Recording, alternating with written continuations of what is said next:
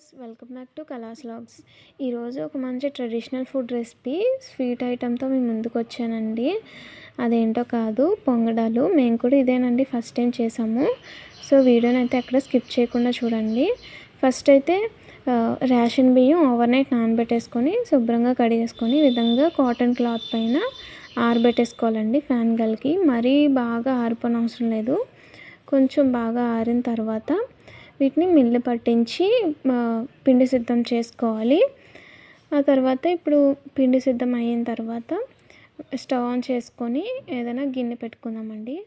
మేము ఇక్కడైతే కుక్కర్ని పెట్టుకున్నాము. తర్వాత పెట్టేసుకొని ఒక కప్పు బెల్లం తీసుకోవాలండి. అలాగే కొద్దిగా వాటర్ వేసుకోవాలి. వాటర్ వేసుకొని ఇది పాకం రావాలండి.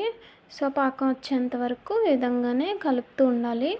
సో నెమ్మదిగా మనకి బెల్లం కరుగుతూ పాకం వస్తుంది. పాకం కూడా మనకి క్లియర్గా వీడియోలో అయితే చూపించాము. వీడియోని ఎక్కడ స్కిప్ చేయకండి.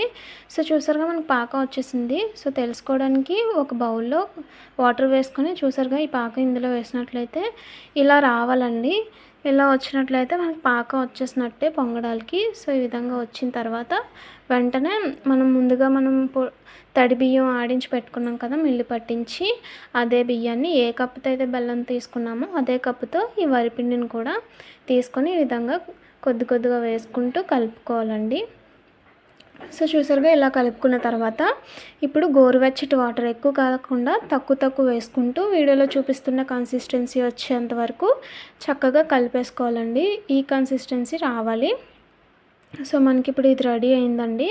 ఇప్పుడు స్టవ్ ఆన్ చేసుకుందాము. స్టవ్ ఆన్ చేసుకొని డీప్ ఫ్రైకి సరిపడా ఆయిల్ వేడి చేసుకుందామండి.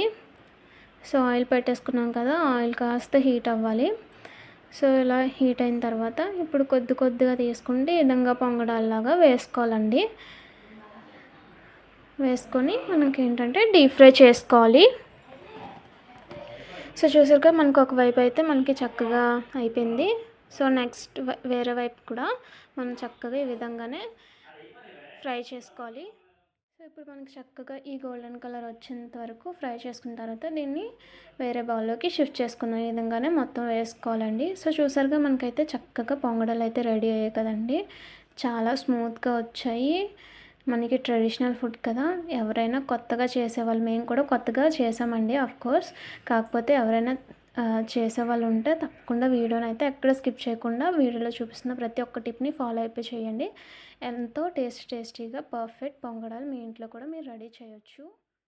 చూసారుగా ఫ్రెండ్స్, మీకు ఈ రెసిపీ నచ్చినట్లయితే లైక్ చేయండి, షేర్ చేయండి. అలాగే మా ఛానల్ని సబ్స్క్రైబ్ చేసుకొని మర్చిపోకండి. Thank you friends.